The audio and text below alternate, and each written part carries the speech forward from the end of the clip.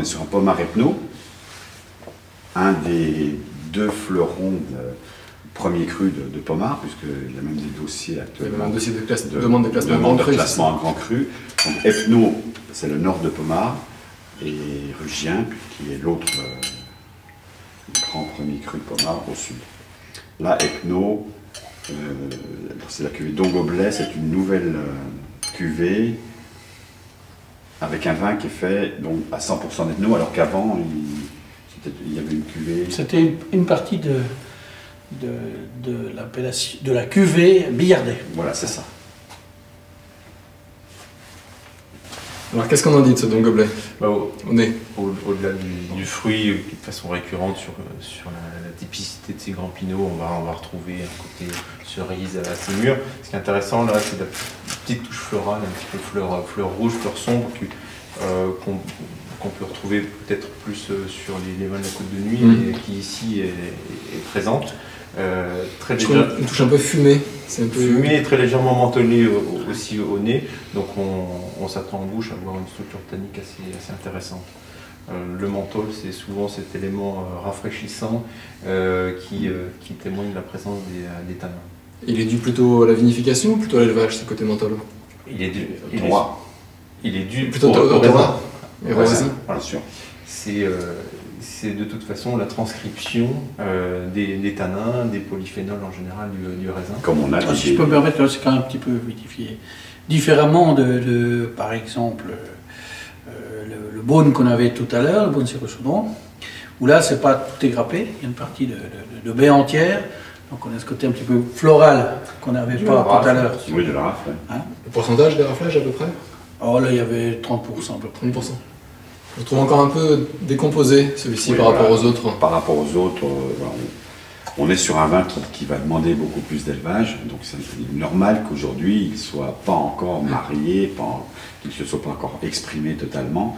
Donc pas mal par strate, on sent les trucs les uns après les autres.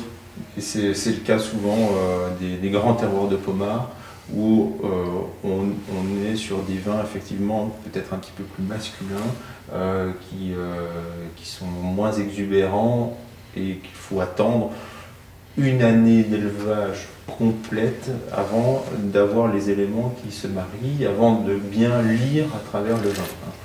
Ce que je trouve intéressant là, sur les 5 vins qu'on a goûtés, donc les 2 blancs et les 3 rouges, c'est qu'on sent évidemment les effets terroirs, on sent l'effet millésime, on sent aussi la progression qualitative entre le Beaune qui est un terroir sympa, mais sur ce côté fruit, le Volnay déjà un peu plus structuré, et puis le Pommard qui correspond aussi concrètement à des prix différents, à des positionnements, à des hiérarchies, un peu de vin quand même, non? Oui, certainement. La hiérarchie de prix se fait quand même malgré tout avec le potentiel du vin, pas rien qu'avec le nom. Mais c'est intéressant pour un amateur de pouvoir justement avoir des vins de différentes factures. Parce que si c'est pour avoir le même type de vin, ça n'a pas d'intérêt. On a goûté un Saint-Romain blanc qui, lui, on a parlé, on va fermer cette fraîcheur, ça va donner un plaisir assez rapide, alors qu'à l'inverse, dans ce premier cru, c'est quelque chose d'un petit peu plus sérieux, qui sera très grand, mais qui n'aura pas la même utilisation en termes de service. Et pour les rouges, c'est pareil, là on a 3 vins très différents, et c'est ce qu'on a voulu dans la sélection, c'est à travers l'immense... sur les 45 UV, sur les 45 UV, il faut faire des choix.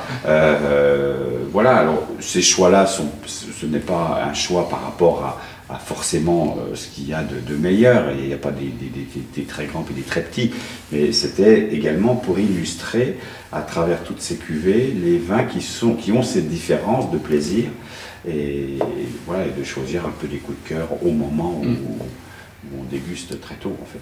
Est-ce que tu penses que tu en offres un bon panorama comme ça, avec ces 5 vins là, sur le Moi j'ai plus de choix encore. Hein. Ah, oui, tu peux augmenter l'offre. Non. Mais on a augmenté progressivement. Hein. C'est vrai qu'en 2009 on avait choisi 2 vins, en 2010 on avait choisi 4 vins, en 2011 on a choisi 5. Voilà, pourquoi pas en offrir un peu plus en prochain. Voilà, c'est ce que je voulais dire, c'est qu'on a voulu choisir à travers 5 vins, 2 blancs, 3 rouges, par rapport à 45, c'est sûr qu'on n'offre pas toute la palette de ce que peuvent offrir les différents terroirs et cuvées des hospices, mais voilà, pour avoir des styles différents. C'est vrai qu'après, en blanc, il y a Corton, il y a plein de choses, et même en rouge, il y a Mazis, Chambertin, voilà, c'est des choses complètement différentes. Et c'est pour ça que le fil conducteur avec le Beaune, parce que je pense que c'est un vin de plaisir un peu plus immédiat, donc qui peut s'adresser au plus large nombre de consommateurs. Et après, au-delà de ça, d'année en année, on essaie de varier justement les plaisirs en fonction du millésime, puis de nos aspirations, finalement. Nos aspirations, mais voilà, tout en laissant la place aux goûts différents.